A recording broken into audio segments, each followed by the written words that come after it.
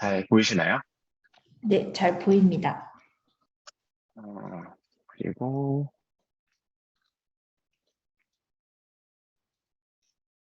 포인터는 어때요? 포인터도 보이나요? 검은 마우스로 네, 잘 보여요. 화살표. 잘 보여요. 네, 빨간색으로 하는 게 나으려나? 고민되시죠? 이거 빨간색으로 이것도 잘 보이죠? 네, 그 레이저 포인트로 잘 보여요. 알겠습니다. 네, 펜으로 하는 그 것도 가능하네. 그죠? 연필 모양. 네, 네, 어쨌든 오늘 강의를 맡게 된 이은규라고 합니다. 오늘 제가 말씀드릴 내용은 온콜로지 클리니컬 트라이얼스이고 아마 제가 이제 오늘 참여하신 여러 쌤들 누군지 잘 모르지만 아마도 대부분 다 이 클리니컬 트라이얼과 관련 없는 분들은 아마 거의 없을 거라고 생각해요. 그래서 이제 클리니컬 트라이얼이라는 이 분야에 몸담고 있는 분들이 오셨을 거라 생각하고 아마 어느 정도 많은 지식들이 있겠지만 그래도 이제 정리하는 차원에서 이해를 하시면 이제 될 것 같습니다. 일단 제가 오늘 말씀드릴 내용은 임상시험의 개념, 트렌드, 다른 임상과의 차별점, 그리고 프로토콜의 엔드포인트 관련한 내용들, 그리고 이제 트랜슬레이셔널 리서치에 관한 내용인데 아주 자세하게 다룬다기보다는 그냥 이런 스토리 위주로 이해를 하고 이제 받아들이시면 될 것 같고요. 혹시나 이제 들으시다가 궁금하신 것이 있으면 언제든지 채팅창으로 남겨주시면 제가 이제 중간중간에라도 답변해 드리도록 하겠습니다. 일단 임상 연구는 저희가 크게 두 가지로 나눌 수가 있어요. 하나는 관찰 연구가 있고 하나는 실험 연구가 있습니다. 관찰 연구는 observational study라고 영문으로 표현하고 이 관찰 연구의 그 정의는 연구를 하면서 이 연구자가 의도적으로 중재를 하지 않는 거예요. 그러니까 환자 치료나 여러 가지 관련 그, 그 치료 과정에 있어서 어떠한 개입도 하지 않는 거죠. 그냥 멀리서 관찰을 해서 환자가 어떻게 치료받고 있는지, 그래서 결과는 어떤지를 그냥 지켜보기만 하는 연구입니다. 그래서 가장 기본적으로는 아주 특별한 사례들을 연구하는 케이스 스터디, 그리고 그러한 사례들의 여러 가지를 묶어가지고 뭐 한 10개, 20개 이상의 케이스들을 모아서 발표하는 케이스 시리즈, 그리고 이제 뭐 생태학적 연구, 이제 의학적 예산을 많이 안 쓰고요. 그리고 크로스 섹셔널 스터디, 단면 연구라고 하죠. 그래서 지금 이 순간, 그러니까 지금 2022년 6월 24일 이 순간 뭐 우리나라에서 담배를 피는 사람이 몇 명인가? 딱 요 시점에서 어떤 우리가 원하는 주제에 대한 연구를 할 때 단면 연구라고 표현하고요. 아까 말씀드린 것처럼 이 케이스 연구라고 하는데 케이스가 어떤 질병이나 문제가 있는 사람만 놓고 봤을 때는 우리가 비교할 대상이 없기 때문에 이 환자 대조군 연구라고 그래서 그 케이스랑 비슷한 대조군의 성적을 비교하는 그런 연구도 있습니다. 이게 다 이제 후행적 연구고요. 그러니까 앞으로 진행하는 이제 앞으로 나올 케이스들을 모아서 하는 것이 아니라 지금까지 있었던 환자들을 찾아가지고 정리해서 이제 내는 겁니다. 이제 코호트 연구는 어떤 특징을 갖고 있는 한 집단, 그 코호트 전체 집단을 모 집단으로 해서 그 집단을 계속 관찰하면서 그 집단 안에서 어떤 것들이 발생하고 있는지를 관찰하는 거죠. 말하자면은 이제 우리 병원에서 건강검진을 받았던 환자들의 코호트가 있으면 그 건강검진을 받았던 환자들이 나중에 뭐 당뇨가 생길 수도 있고 고혈압이 생길 수도 있고 암이 생길 수도 있는데 그런 얼마나 생기는지 이런 것들을 쭉 관찰하면서 뭐 어떠한 개입 없이 하는 연구를 코호트 연구라고 합니다. 이제 반면에 이제 experimental research, 즉 실험 연구는 연구자가 이제 의도적으로 개입을 하는 거죠. 어떤 새로운 신약을 쓰든지 새로 검사를 하든지 뭐 어떤 추가적인 이제 약제를 쓰든지 해서 이 중재나 치료를 포함해서 이 개입의 효과를 보는 것이 실험 연구라고 하고 이거를 다른 말로 클리니컬 트라이얼이라고 표현합니다.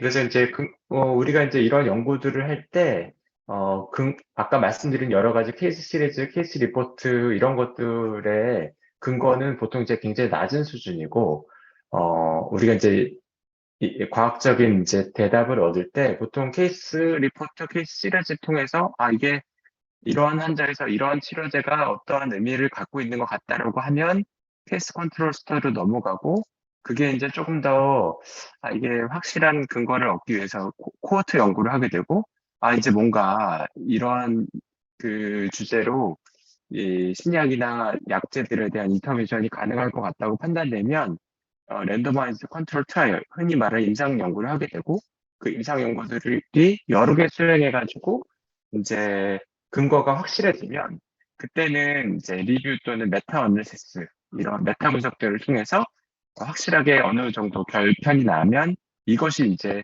우리가 흔히 말하는 가이드라인에 등재되게 되고 그렇게 되면 흔히 말하는 이제 표준 치료가 되게 되는 거죠.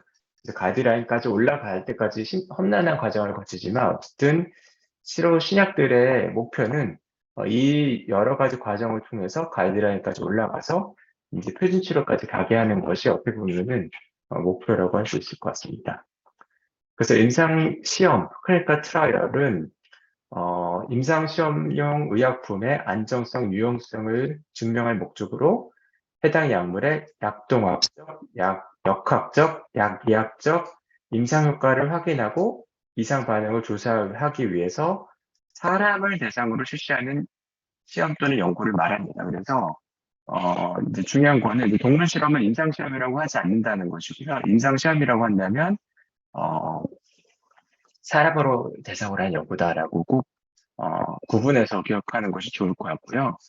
또 한 가지는 임상 시험이라는 것이 조금 우리나라 사람들에게 조금 안 좋은 뉘앙스가 분명히 좀 있는 것 같아요. 임상 나를 가지고 좀 시험을 한다 이런 문제 때문에 환자들이 조금 거부감을 느낄 수 있는데 임상 연구라고 하면 또 받아들이는 입장에서는 조금 이제 임상 연구를 한다고 하면 또 괜찮게 받아들이는 경우가 있어요. 그래서 임상 시험보다는 임상 연구라는 뉘앙스가 어떻게 보면은 많은 사람들에게 조금 거부감 없이 다가갈 수 있는 용어다라고 부가적으로 말씀을 드립니다. 임상 연구는 크게는 이렇게 누가 이 연구를 주관하느냐 또는 얼마나 많은 기관이 참여하느냐 또 단계가 어떻게 되느냐에 따라서 구분할 수가 있는데요. 우선적으로는 연구자 주도, 인베스티게이터 주도 임상 연구, 의뢰라 주도 임상 연구 이렇게 나눠볼 수가 있을 것 같아요. 이거는 결국에는 뭐 이제 저 같은 이제 연구자가 이런 약을 가지고 이런 단계에서 약의 효과를 보겠다라고 해서 연구를 계획하고 실시하고 결과를 취합할 때까지 모든 것이 의사가 주도하는 것들을 연구자 주도 임상 연구라고 하고요. 이거는 이제 의사 아닌 다른 분들이 하기엔 좀 어렵죠. 왜냐면은 임상 시험 임상 연구라고 하는 건 사람을 대상으로 하는 연구라고 했고, 그 사람을 대상으로 뭔가 연구를 하려면 의사 이외에는 이제 허가되지 않았기 때문에 이제 의사가 주도해서 하는 연구라고 보면 될 것 같고요. 스폰서 주도 임상 연구, SIT라고 보통 표현하는데, 이런 것들은, 이제 제약사가 주도로 하는 임상 연구라고 보면 될 것 같습니다. 그래서 이 스폰서라고 하는 거는 이제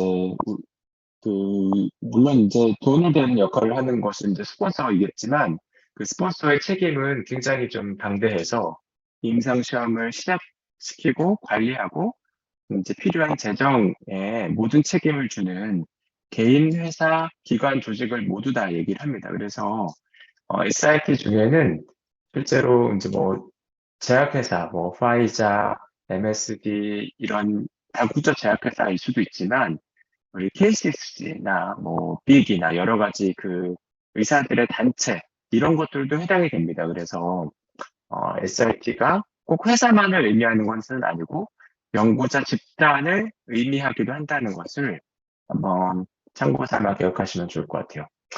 어쨌든 누가 주관하든 간에 연구가 진행되면 결국 이제 참여 기관에 따라서 싱글 센터, 멀티 센터로 구분을 할 수가 있고요.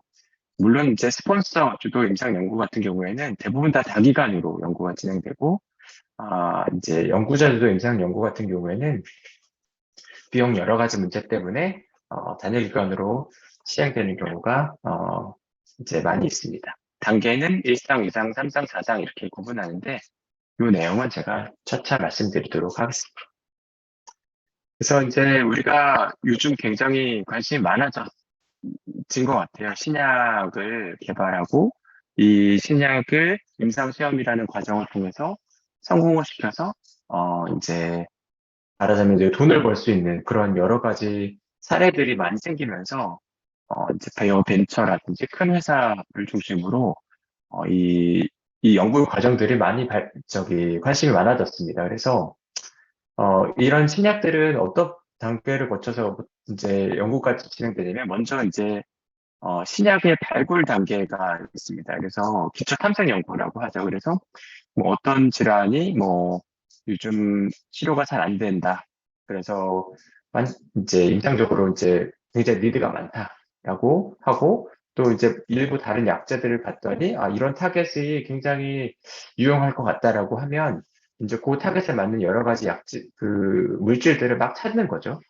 찾는 것이 보통 처음 단계에서 한 10,000개를 찾았다고 하면 실제로 그 중에서 비임상, 그러니까 뭐 동물 실험이라든지 이런 것들을 통해서 실제로 이제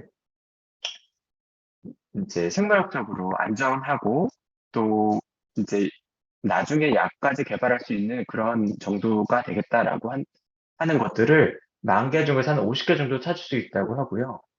이 50개 중에서 이제 IND 리뷰, 인데스크나 리뷰라고 하는데 이런 IND 리뷰를 통해서 이게 이제 실제로 사람으로 들어갔을 때 문제가 없고 효과를 대략 밝힐 수 있겠다라고 판단되면 그때부터 이제 임상 시험이 시작되는 겁니다.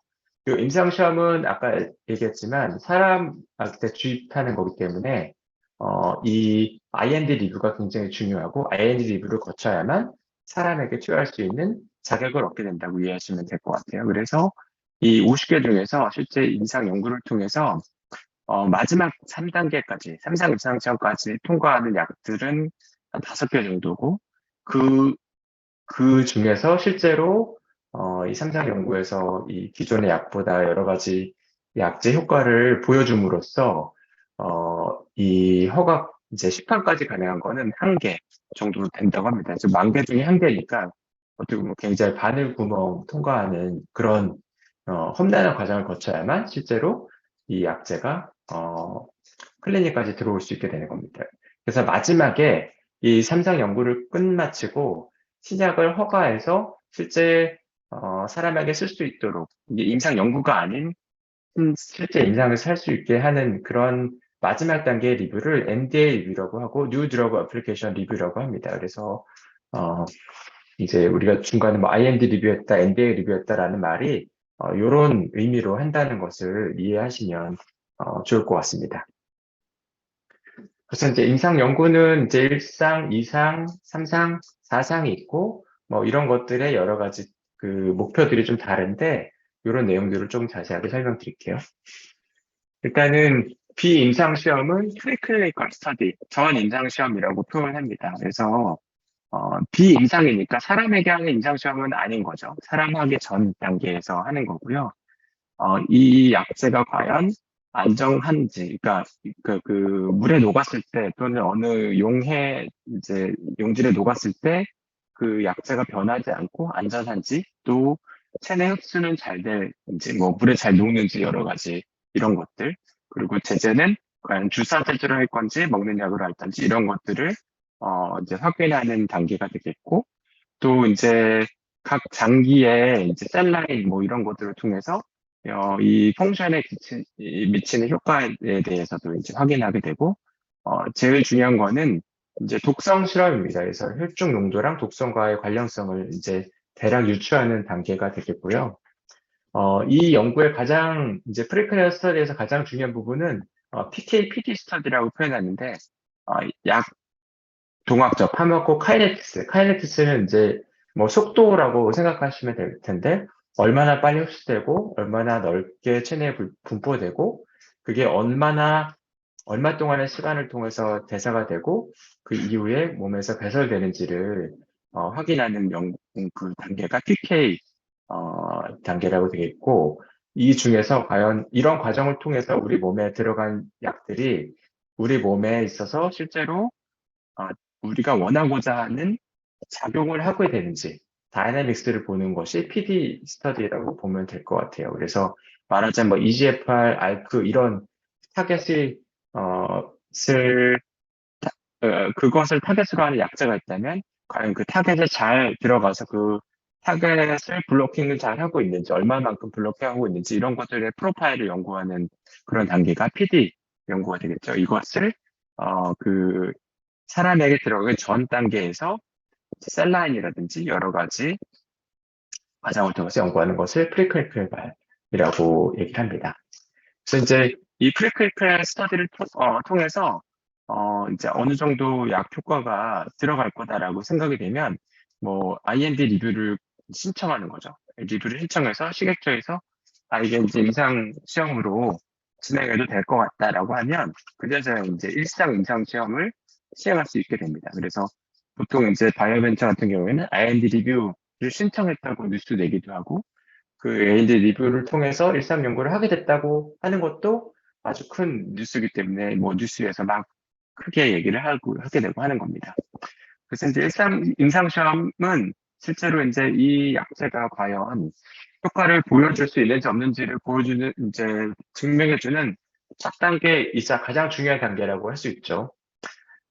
이제 원래 이 일상 시험의 목적은 안정성과 이 약별 가능성입니다. 그러니까 어떻게 보면 이 연구에서는 안정성을 조금 더 중요시하게 생각하는 그런 단계인데요. 이 연구를 통해서 이 환자가, 아니, 사람이 얼마만큼 이 약제를 견딜 수 있는지, 어느 약, 어느 용량 이상이면은 견딜 수 없는지, 이런 최대 내약 용량을 확인하는 그런 단계가 되겠고, 또 그런 과정을 통해서 이 약제 부작용을 확인하고, 이 부작용을 확인하기 위해서 어떤 검사가 필요한지, 이런 것들을 확인하는 단계입니다. 그리고 실제 이제 동물 실험을 통해서 우리가 확인했던 여러 가지 PK 연구 결과들이 사람에서도 비슷하게 나타나는지를 확인하고 검토하는 단계가 되겠고요. 말씀드린 것처럼 임상 시험이라는 것은 사람에게 하는 연구이기 때문에, 그리고 이게 첫 단계이기 때문에 First in Human Trial이라고도 얘기를 합니다. 그리고 만약에 가능하다면, 그리고 이제 우리가 PD 스터디를 통해서 이게 이 약제는 아마도 유방암 환자에게 잘 될 거다, 또는 폐암 환자에게 잘 될 거다, 그리고 이런 데이터를 얻게 된 알고 있는 상황에서 연구가 진행되면 보통 이제 그런 환자들, 그러니까 이 일상 연구에서 폐암 유방 환자들이 들어가게 되는 거죠. 그렇게 환자를 썼을 때 또 어느 정도 반응을 보이면 실제로 우리가 예상했던 그런 약의 효과가 여기서 실제 보여지는 거다, 이게 가능하구나, 이렇게 진행하는 것이 앞으로도 괜찮겠구나라는 그런 가능성을 타진하는 그런 단계이기도 합니다. 그래서 뭐 일상 연구는 많이 들어가는 건 아니고 한 20명에서 많아야 100명 정도까지 들어간다고 하고, 건강한 지원자를 대상으로 할 수도 있고 또 이미 질병에 걸린 사람들을 대상으로 합니다. 아까 말씀드린 것처럼 PD 스터디를 통해서 뭐 이제팔 돌연변이 환자들한테 쓸 용도로 개발한 거라면 이제팔 돌연변이 환자들을 이제 이 일상 연구에도 포함시키는 거죠. 그래서 대략의 가능성을 확인한다, 이렇게 이해를 하시면 될 것 같습니다. 그래서 이제 이렇게 일상 연구에서는 이 두 가지가 어떻게 보면 가장 중요한 키포인트예요. 뭐냐면 DLT 그리고 MTD라고 하는 요건데요. 대부분 이제 임상 연구를 얘기할 때 이제 이런 것들은 다 알고 있다고 가정하고 약으로 대부분 다 얘기합니다.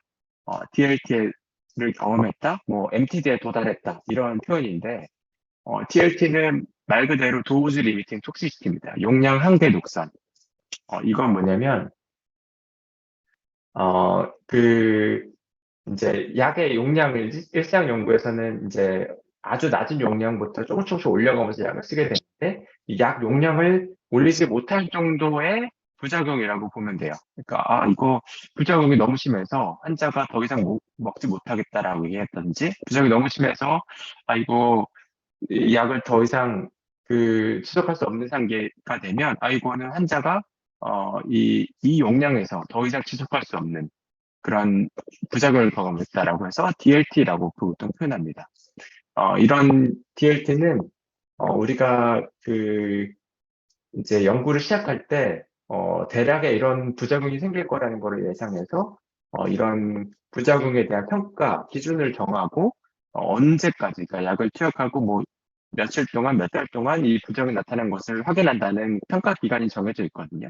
그 기간 동안 나타나는 톡시티를 그레이드를 매겨서 DLT라고 정의를 하게 됩니다.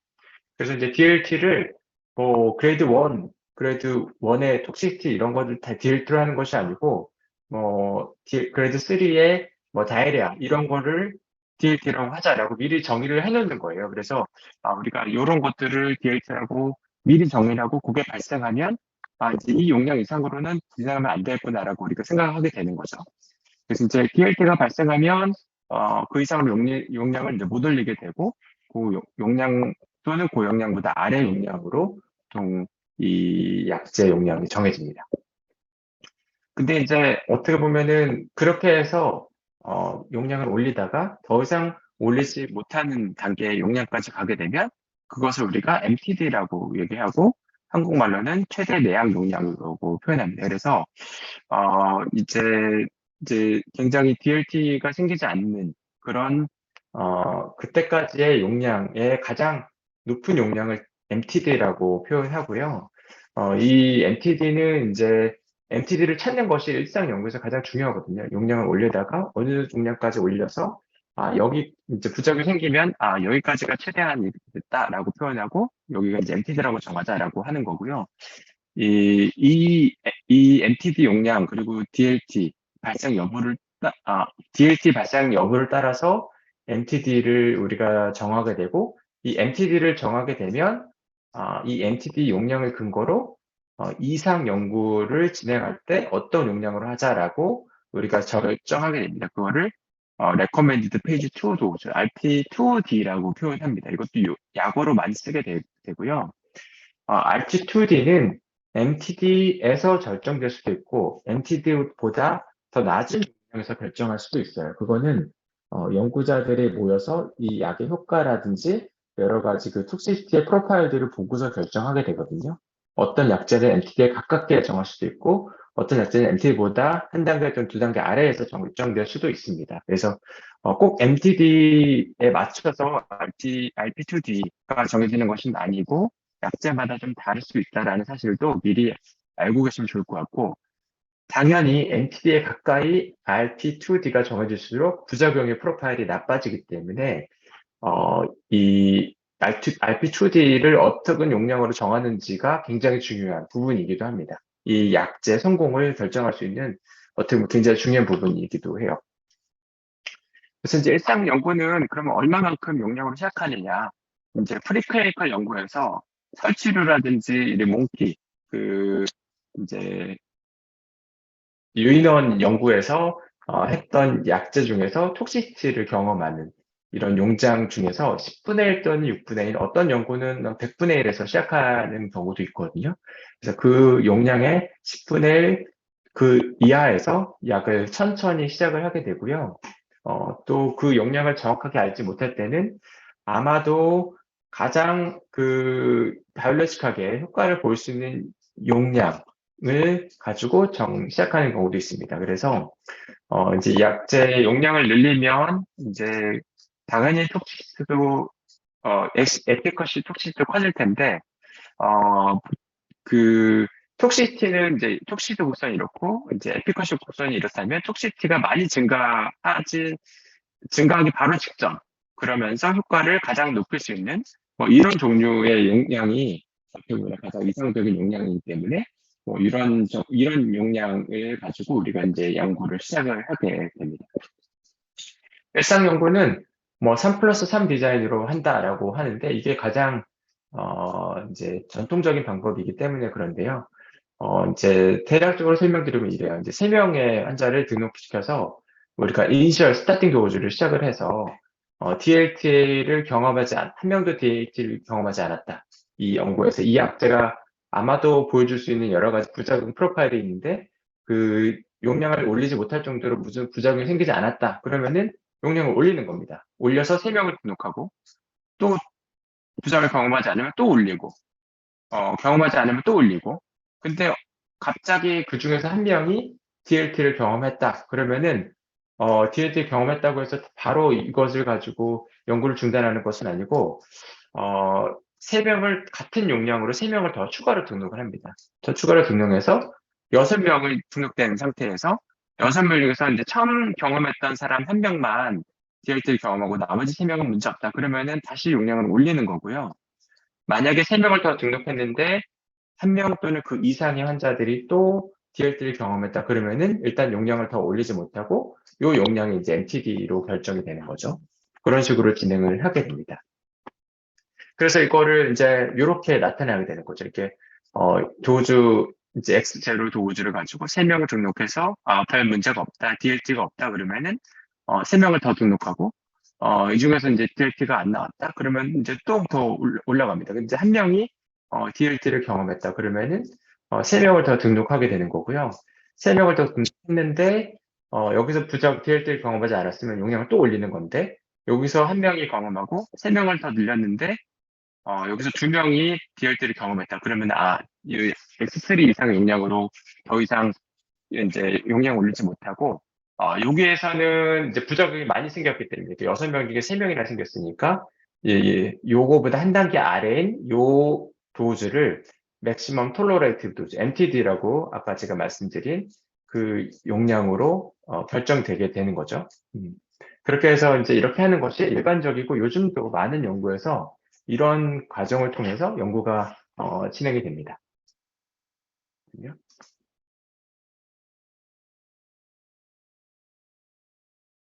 네, 그리고 Accelerated Titration 이제 디자인은 이렇게 3명씩 하는 것이 아니고 이 약제가 용량이 너무 각각 아주 이제 낮은 용량으로 결정돼 있으면 빨리빨리 용량을 올리는 거죠. 그래서 한 명씩 등록해서 부작용이 생기지 않을 때까지 계속 올리다가 어떤 부작용이 생기게 되면 이때부터 이제 3 플러스 3 형태로 이제 가게 되는 거고요.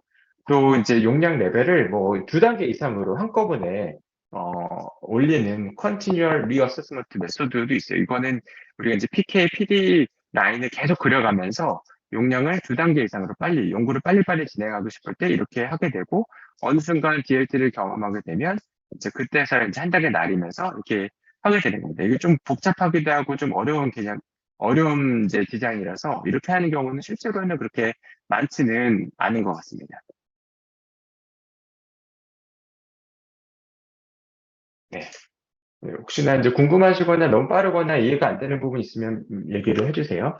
그래서 이제 페이지 1 스터디는 페이지 1A, 페이지 2, 1B 이렇게 나누기도 하고 이상 연구를 보면은 1A, 1B 이렇게 나누는 그 리포트도 많이 보셨을 텐데 1A는 단일 용량 상승 시합니다. 그러니까 원 도즈 레벨씩 올라가는 그러니까 한 번 투약하고 그 한 번 투약한 거에 대해 평가를 하고 또 한 번 투약하고 이런 식으로 하거든요. 뭐 이제 말하자면 이제 주사 약제가 보통 3주에 한 번씩 투약하고 하니까 이렇게 1A로 연구가 진행되는 거죠. 그래서 한 번 투약을 하게 되고 며칠, 몇 주 있다가 이제 평가를 해서 이제 다음 단계로 넘어가고 이렇게 하게 되는 겁니다.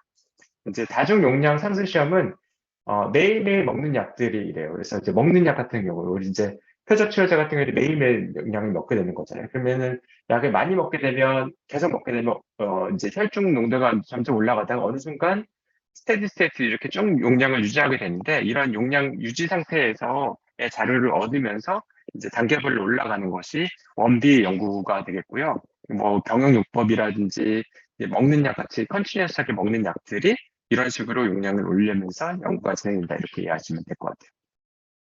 그래서 이제 이런 게 이제 임상 연구를 보면은 이런 거죠. First in Human Study 이거는 이제 페이지 1 스터디라는 말을 이렇게 얘기한 거죠. 이제 페이지 1 스터디라고 하면 First in Human이랑 같은 용어라고 이해하시면 되고 또 이제 안티바디 드러그 컨주게이트라는 약제가 있는데 이런 타겟을 하는 약제고 sar코마나 다른 솔리드 튜머에서 연구가 진행됐다고 이해하시면 될 것 같고 여기서 보면은 이제 일상 연구는 당연히 세이프티 PK, PD 연구가 목적이기 때문에 가장 먼저 이것을 보기 위한 연구다라고 얘기를 하고요.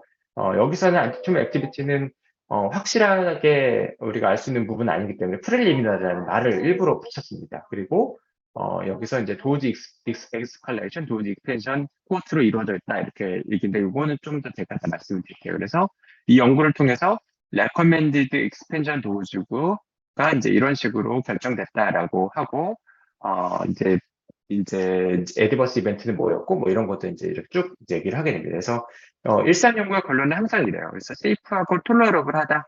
그래서 이런 다음 단계의 어떤 이 암종을 통해서 이런 연구를 진행할 수 있을 것 같다라고 결론이 대부분 이제 내려지게 됩니다. 그래서 연구들의 PK 프로파일, 약제가 들어갔을 때 약제의 농도가 실제 투약하고 나서 쭉 얼마만큼 유지가 된다. 이래서 뭐 한 2주 간격 또는 3주 간격으로 약을 투여하면 이 약물 농도를 어느 정도 유지할 수 있겠다라고 하고 이런 것은 이제 각각 개개인의 인디비주얼 환자에서 또 어떤 암종에서 암의 크기가 얼마만큼 증가하고 감소했는지를 보여주는 워터풀 플롯인데 여기에서 보면은 이제 UPS 또는 오스테오살코마 환자들한테 이 약제 효과가 있었으니까 이 파랗고 주황색 이 UPS 오스테오살코마 환자들에게 이 약제를 개발하면 되겠다라고 결론을 내릴 수 있는 근거가 되는 거죠.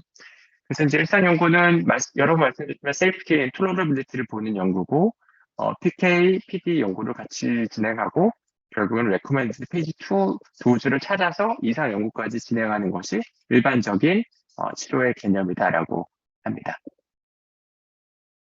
네, 그리고 우리가 이제 MTD라고 표현하는데 MTD가 이제 DLT를 경험해야 실제로 MTD를 정할 수가 있는데 MTD를 경험하지 못하는 경우도 있어요. 요즘 들어서 이제 각광받는 표적 치료제 같은 경우에는 표적을 워낙 정확하게 타겟을 하니까 부작용이 잘 안 생기거든요. 부작용은 보통 이 표적 이외에 다른 표적, 그러니까 오프 타겟 이펙트라고 하는데 그런 다른 표적들을 건드리게 되면 그것에 의해서 부작용이 발생하는데 이런 이 약자가 점점 정교해지면서 이런 MTD를 경험하지 않고 용량이 계속 올라가게 되는 거죠. 페이지 1 스터디가 계속 끝나지가 않고 용량이 계속 올려도 부작용이 없게 되니까.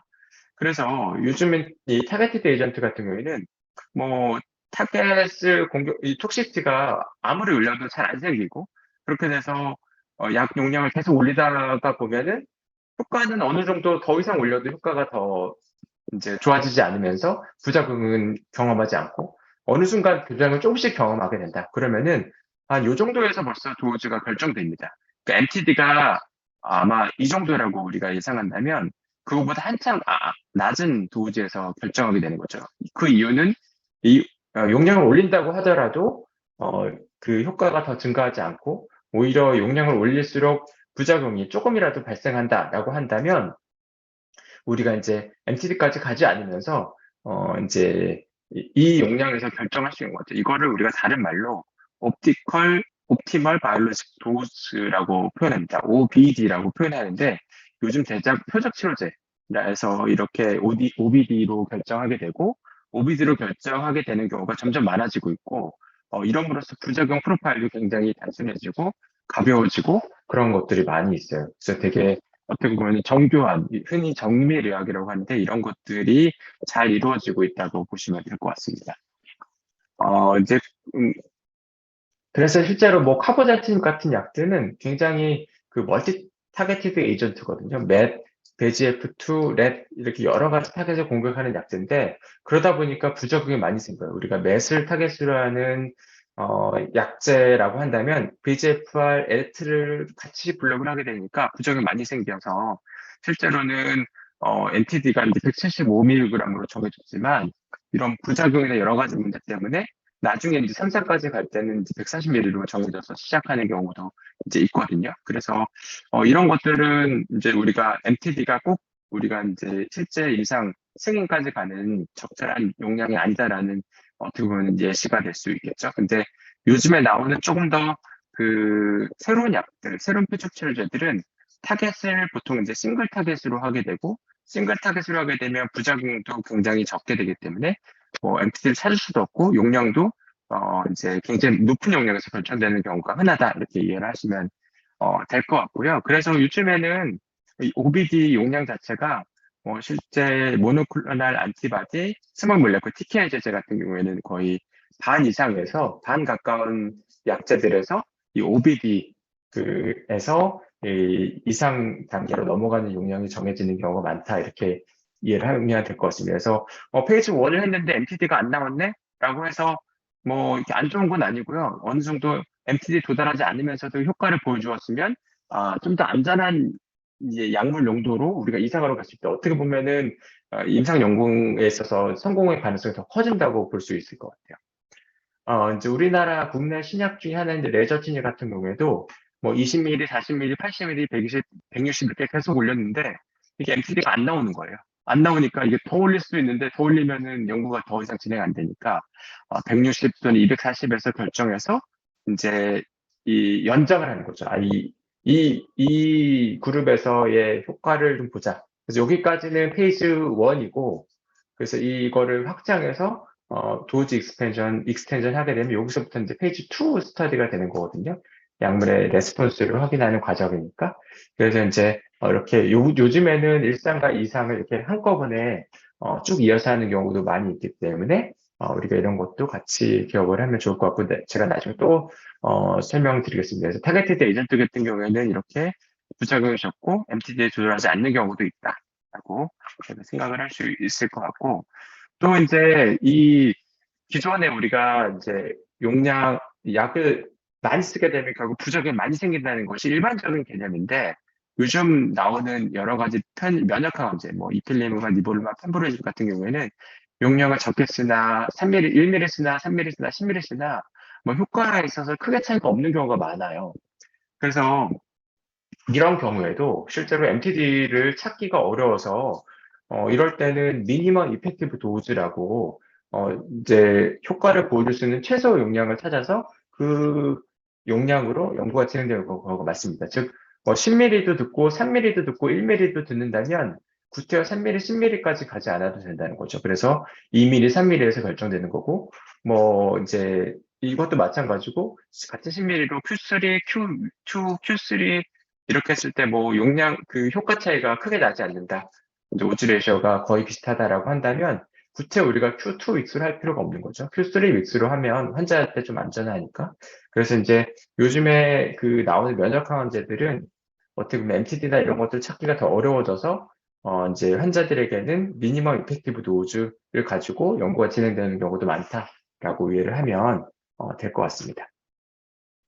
그래서 이제 MTD는 제가 설명드렸고, 미니멀 이펙티브 도즈는 우리가 이제 치료 효과를 보여줄 수 있는 최소의 용량이다라고 하는 거고요. 하지만 이제 이렇게 하게 되면 이게 정말 맞는 용량인가에 대한 의문을 가질 수밖에 없고, 이게 이제 나중에 2상, 3상으로 넘어가게 되면 비용이 많이 드는데, 까딱하다가 용량을 너무 낮게 잡게 되면 이제 효과도 못 보면서 돈만 날리게 되니까 굉장히 쉽지 않은 결정인 것 같아요. 그래서 굉장히 신중하게 결정해야 되는 부분이 있습니다. 이렇게 해서 우리가 일상 연구를 잘 마치고 MTD 뭐 이런 것들을 통해서 우리 R2, RT2D죠.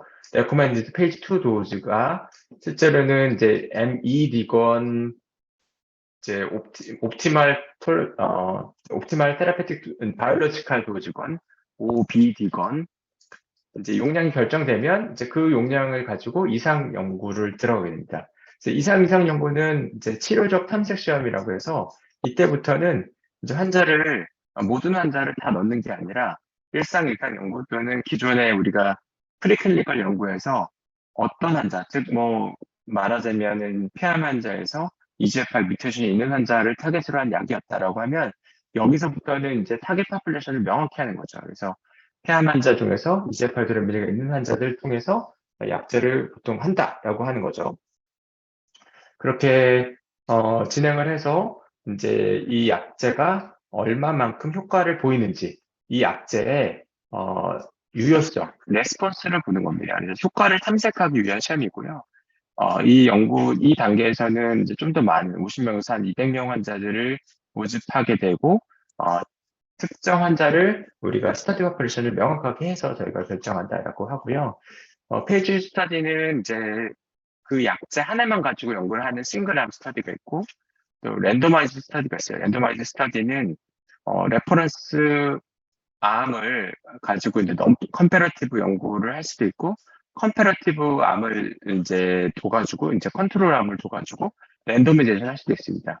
랜더미제이션을 한 가지 약제를 가지고, 뭐, SD나 뭐, PR을 보이는 환자들에게 있어서 약제를 좀 더 유지하거나 약제를 끊거나, 해서, 이제, 다른 약제를 가지고 랜덤을 하는 게 아니라, 해당 약제를 끊거나 아니면 그 약제를 지속하거나를 그러니까 디스컨티니에이션을 랜더미네이션 랜더마이즈 디스컨티니에이션 스터디라는 것이 있고요.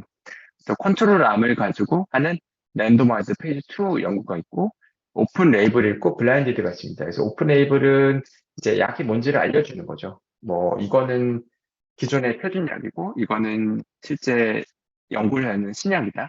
또는 그 관계를 아예 블라인드로 처리하는 거 있습니다. 그래서 이제 약을 이제 특별한 용도로 싸서 이게 신약인지 또 기존 약인지를 알 수 없도록 하는 그런 약이 있습니다.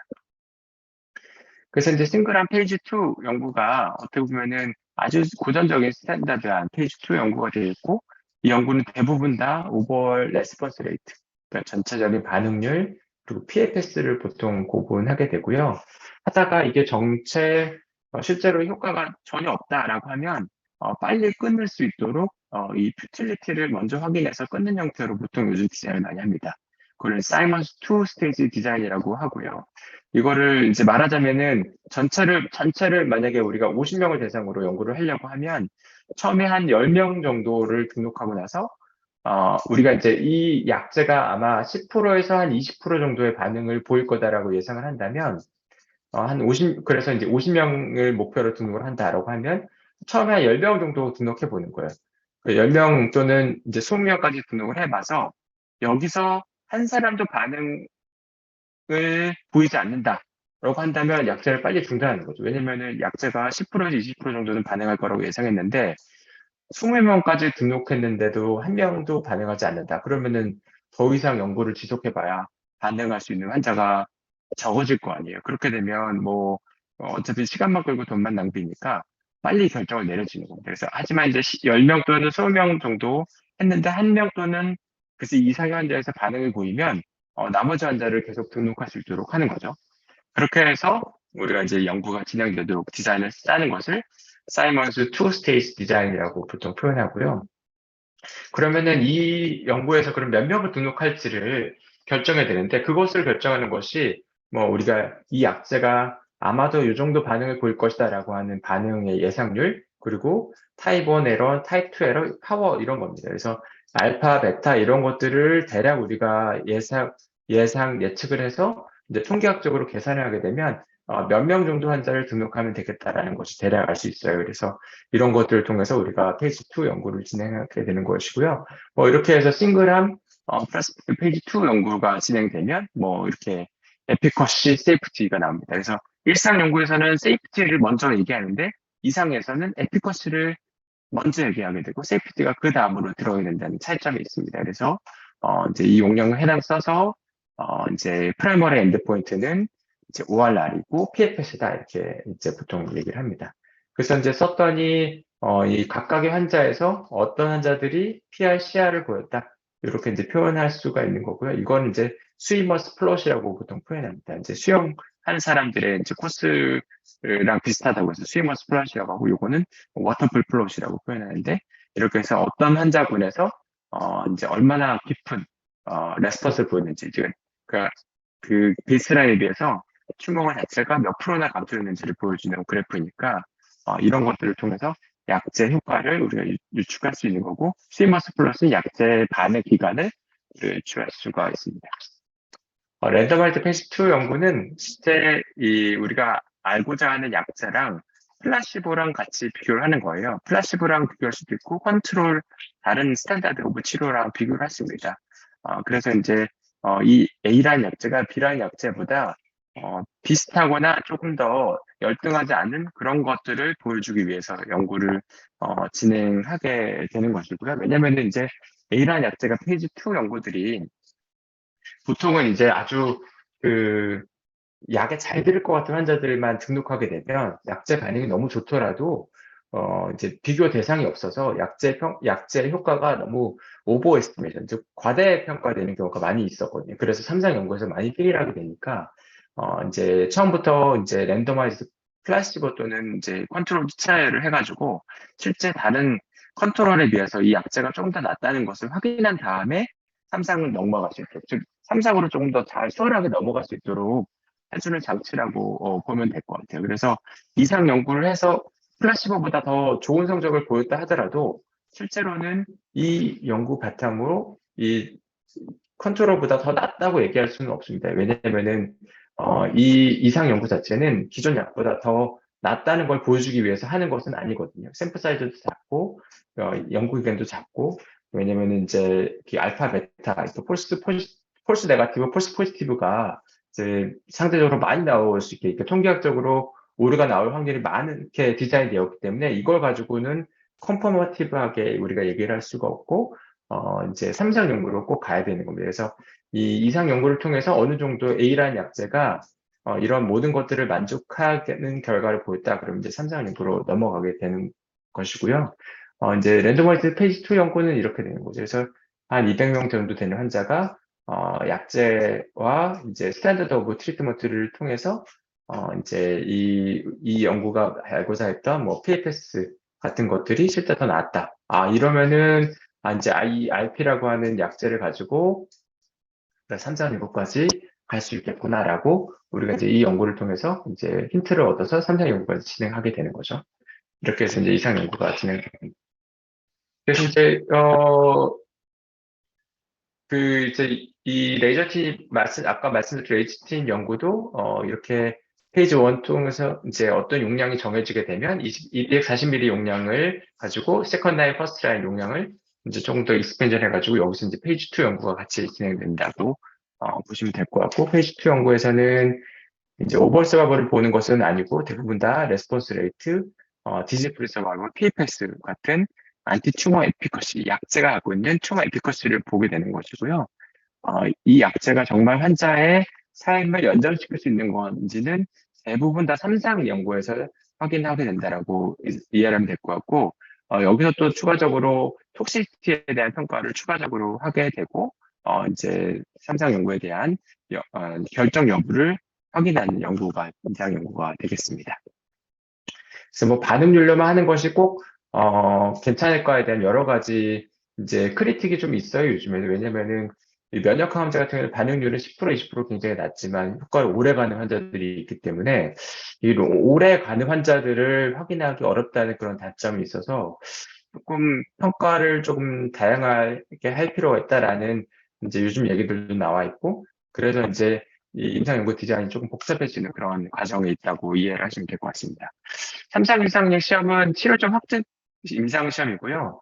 이제 단판을 짓는 거죠. 기존의 스탠다드랑 새로운 약제 중에서 어떤 것이 더 낫는지, 안정성, 유용성뿐만이 아니고 이제 약제가 자체가 갖고 있는 여러 가지 그 에피커시도 기존 약제보다 확실히 더 낫다라는 것을 보여주는 연구가 되겠고, 대부분 다 수천 명의 환자들을 대상으로 연구를 하게 되고, 이 연구에 있어서 제일 중요한 거는 임상 연구를 시작하기 전에 이 연구의 디자인이에요. 디자인을 기존 약제보다 더 뛰어나다는 것을 목표로 할 건지, 아니면은 똑같다는 걸 목표로 할 건지, 아니면은 떨어지지 않다, non inferiority trial인지를 가지고 할 건지가 중요합니다. 왜냐면은 이 처음에 가정했던 이 가설에 따라서 샘플 사이즈도 결정되고, 이 가설에 의해서 이 연구의 최종 결론이 나오기 때문에 그 결론에 맞춰서 우리가 이 연구의 이 약제 효과를 이제 객관적으로 얘기할 수 있는 거거든요. 그래서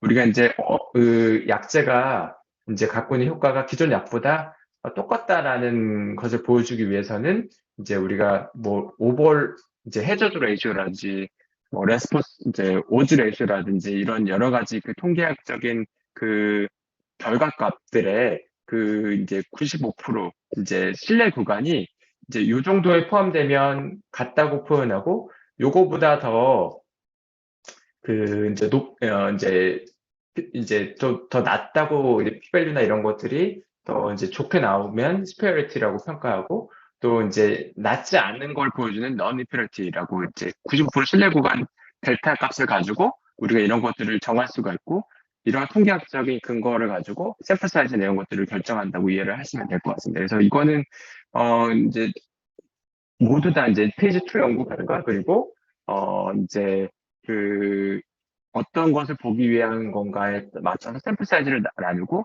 그것에 맞춰서 우리가 결론을 낼 수가 있다. 그래서 이런 부분이 제일 중요하고, 넌 임페리티 스터디를 했는데 수피어리티를 주장할 수는 없는 겁니다. 그래서 그런 부분들이 이제 제일 중요한 이제 우리가 차관점이 될 것 같아요. 그래서 이제 뭐 패럴렐 그룹하게 우리가 랜덤하게 익스페리먼탈 그룹과 플라시보를 비교할 수도 있고, 이제 팩토리얼 디자인, 뭐 A, B, 플라시보 이렇게 나눠서 할 수도 있고, 또 중간에 크로스오버를 허용하는 디자인일 수도 있어요. 그래서 여러 가지 단계로 하게 되겠고, 이렇게 하게 되면 각각에 맞춰서 통계학적으로 계산하는 방법이 좀 다르기 때문에 그런 부분들은 어떻게 보면 통계학자의 도움을 빌어서 우리가 연구를 해야 되는 거고요. 제일 중요한 거는, 산장 연구에서 제일 중요한 거는, 이제 그러니까 그 두 개의 그룹, 그러니까 스터디 그룹과 컨트롤 그룹에 있어서 스터디 파퓰레이션이 이제 비슷해야 되거든요. 우리가 약을 쓰고 또 약을 쓰지 않는, 기존의 약을 쓰던 이런 구 그룹 간의 여러 가지 베이스라인 캐릭터리스트가 제대로 이제 무작위 배정이 되지 않으면 뭐 어떤 사람에게는 아시아사를 많이 들어갔고, 어떤 그룹에는 이제 서양사를 많이 들어갔고, 어떤 그룹에는 흡연자가 많이 들어갔고, 어떤 그룹에는 뭐 적게 들어갈 수 있기 때문에 랜도마이제이션을 굉장히 잘 해야 되는 게 있고요. 랜도마이제이션으로 뭔가 해결할 수 없는 그런 인자가 있으면 층화하는 스트래티피케이션을 통해서 이런 것들을 결정하기도 합니다. 말하자면 이제 기관, 그러니까 뭐 A라는 기관의 안에서 이제 랜도마이제이션을 돌리는 거죠. 먼저 기관을 먼저 나누고 기관 안에서 랜덤을 하게 되는 거고, 뭐 남녀나 이런 것들 남자 여자를 먼저 층화를 한 다음에 이제 그 안에서 이제 랜더미즈를 하게 되는 그런 경우도 있습니다. 그래서 이런 스트래티피케이션 랜더미제이션은 모두 다 이 두 개의 이 그룹이 두 개의 비교 그룹이 이제 베이스라인이 이제 통계학적으로 차이가 나지 않도록 하는 기법이라고 이해를 하시면 될 것 같습니다. 그래서 뭐 피노트 189 같은 연구 같은 걸 보면은 펜브로 이제 플라티넘을 이제 플라시보랑 플라티넘이랑 비교한 연구인데, 여기서 보면 이제 스트리티피케이션을 PDL1 또는 여러 가지 플라티넘 약제 그리고 스모킹 히스토리 이런 것들이 만약에 중간에 밸런스가 안 맞게 되면 나중에 결과값을 해석하기 어렵게 된다고 판단하면 이런 것들을 미리 보정을 해서 차이가 나지 않도록 조정을 하는 거다라고 이해를 하시면 될 것 같아요. 그 삼상 연구는 이렇게 OS를 프라이머리 엔드포인트로 대부분 삼게 되고, 또 이제 OS를 증명하기에는 너무 어려운 상황에서는 PFS를 프라이머리 엔드포인트로 사용하게 됩니다. 그래서 오버all 서바이벌과 PFS를 사용했을 때 그 장단점은 여기 나와 있고요. PFS는 이제 생존 기간이 명확하죠. 치료하고 시작하고 나서 사망까지 기간이고, PFS는 치료 시작하고 나서 암이 진행하고 프로그레션 하거나 사망하거나 빨리 오는 것을 우선으로 해서 그 기간 이벤트가 빨리 오는 것을 이제 스터디가 끝나는 시점이라고 이제 이해를 하면 될 것 같습니다. 근데 이제 이 면역항암제 같은 경우에는 이제 PFS나 이런 것들이 좀 안 맞게 되는 경우가 있어요. 초반에 약제가 이제 크로스오버 되는 경우도 있고, 또 일부 약제에서 이렇게 롱텀하게 서바이브 하는 사람들도 생기니까 이게 이제 PFS나 OS를 한다고 해서 이게 정확한 이 아웃컴인가 엔드포인트인가에 대한 이제 고민이 있는 거죠. 이 리볼루마 같은 경우에는 이제 매대 오버 서바이벌이 조금 도사트들보다는 좀 좋아 보이는데, 처음에 크로스오버가 여기는 좀 인페리어하다는 거죠. 그리고 리볼루마 같은 경우 이제 이런 연구에서는 PFS 같은 경우에는 오히려 스탠다드 도사트보다 짧지만 롱텀 서바이버가 있어서 이런 환자들에게는 분명히 도사트보다 훨씬 나은 건데, 이거를 어떻게 할 것인가에 대한 이제 초기 이제 면역학원제 임상 연구에서는 이런 고민들이 분명히 있었던 것 같습니다. 그리고 그래서 이제 이런 이제 것들의 장단점은 제가 이제 표시해 놨으니까 참고로 보시면 될 것 같고요. 4상 이상 연구는 이제 3상까지 해서 우리가 이제 실제로 그 클리닉에서 사용하게 됐을 때 우리가 이제 임상 연구는 굉장히 스트릭트한 상황에서 진행되거든요. 즉, 퍼포먼스라든지 여러 가지 퍼포먼스 이런 것들이 아주 제한된 괜찮은 사람들이 많이 포함되게 되는데 사상 이제 실제 이제 허가가 돼서 약제를 쓰게 되면 그거와 상관없이 이제 환자를 쓰게 되기 때문에 부작용이 좀 더 많이 생길 수밖에 없어요. 그래서 그런 부작용들을 수집하기 위해서 포스트 마케팅, PMS 연구라고 하는데 포스트 마켓 서바일런스를 추가로 하게 되고 대부분 다 식약처가 약제를 허가가 나게 되면 PMS는 몇 년 이상 해야 된다라고 규정을 두고 있습니다. 그래서 그런 것들에 의해서 PMS를 진행하게 된다 이렇게 말씀을 드리고요. 옛날에는 이렇게 페이지 1, 페이지 2, 페이지 3가 단계별로 진행돼서 굉장히 이제 오래 걸렸는데 요즘에는 페이지 1 하면서 페이지 2까지 데이터를 코호트를 늘리고 엔수를 늘려나가면서 굉장히 심리스하게 연구가 진행되고 이제 파퓰레이션이 굉장히 레어한 그런 이제 그 스터디 파퓰레이션에서는 일상 연구 결과만 가지고도 FDA 어프로브를 받는 뭐 엔트력 퓨전 타겟팅 이쪽은 뭐 일상 연구만 가지고도 FDA 이제 어프로브 받았으니까 그런 것들 임상 연구의 그런 속도가 좀 더 빨라졌다라고 얘기를 하고요. 실제로 이제 레프저런스 하게하는 서프웰 카티닉 같은 약들은 페이지 1, 2가 같이 동시에 진행되면서 이제 그 퓨전 포지티브 사이로드 캔서뿐만 아니고 이제 런캔서에서도 같이 진행되고 여러 가지 코호트에서 많이 진행되면서 이제 이 연구가 사이로드 캔서에서 이제 FDA 이제 허가를 받고 런캐스에서 따로 허가를 받고 그래서 몇 년 만에 옛날에 수십 년 걸리던 이제 연구들이 몇 년 만에 FDA 어프로까지 빨리 진행되는 그런 이제 정밀의학의 시대에 들어섰다 이렇게 이해를 할 수 있을 것 같습니다. 트랜스레이셔널 리서치는 굉장히 광범위하고 그래서 이제 간단하게 말씀드릴 건데요. 결국에는 우리가 정밀의학이라고 하는 것은 어떤 환자에게 어떤 약제를 썼을 때 가장 효과가 많이 얻을 것이다라는 것인데요.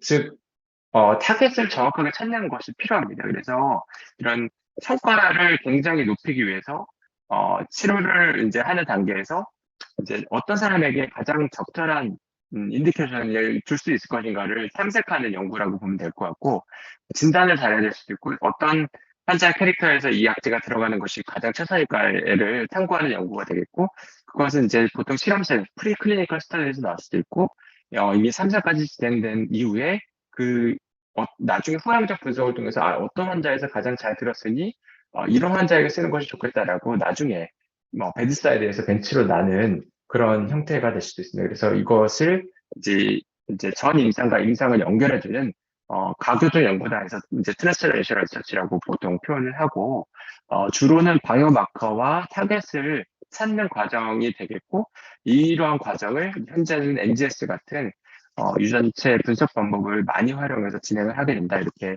이해를 하면 될 것 같습니다. 그래서 우리가 연구를 하게 되면 대부분 다 이렇게 블러드 샘플을 얻어서 버피 코트를 따고 PMS 이런 것들을 해가지고 나중에 이제 센터를 보내가지고 이런 NGS 검사를 하게 돼서 이 검사를 가지고 추가적인 분석을 통해서 이게 어떤 환자에게 정말 정확하게 잘 드릴 것이다라고 우리가 얘기를 할 수 있는 거죠. 그래서 제가 이제 좀 빨리 끝내고 싶었는데 1시간 가까이 하게 됐는데 1상, 2상, 3상, 4상의 목적이 각 다르고 대상자들이 이렇게 좀 차이가 나면서 우리가 각 연구 단계별로 우리가 알고 싶은 내용들이 조금씩 다르다라는 부분들을 이해를 하면 이제 좋을 것 같습니다. 제 이제 강의는 여기까지고요. 신주희 선생님이 시페리티, 이큐벌런트, 넌 이페리티를 결정하는 해저드 레시오의 기준값이 있을까라고 해주셨는데 요것은 이제 이상 임상 연구에서 보여준 해저드 레시오 값과 그 연구자가 그 이제 가지고 있는 버짓의 양 그리고 그것에 맞춘 그 타겟 파퓰레이션의 그 이제 알파 베타 그러니까 우리가 이제 그 펄스 네거티브, 펄스 포지티브 그다음 파워에 따라서 이제 이런 것들을 이제 결정하게 됩니다. 그리고 슈페리티를 증명할 수 있을까? 이거는 이제 약제가 진짜로 기존 약보다 더 나을 수 있다는 강력한 믿음과 그 근거가 있어야 되거든요. 슈페리티를 증명하려고 했다가 이제 증명하지 못하면 이제 꽝이 되는 상황이 되기 때문에 이제 이제 얼마나 욕심을 부릴 것인가에 대한 이제 문제가 될 것 같아서 이거는 뭐 딱 정해져 있는 기준은 없고 여러 가지 것들을 다 같이 고려해서 결정해야 될 것 같습니다. 네. 혹시 추가로 더 질문 있으시면 부탁드립니다. 네, 그 바로 이어서 강의가 시작될 예정이니까요. 혹시 추가 질문 있으신 분들은 한 35분까지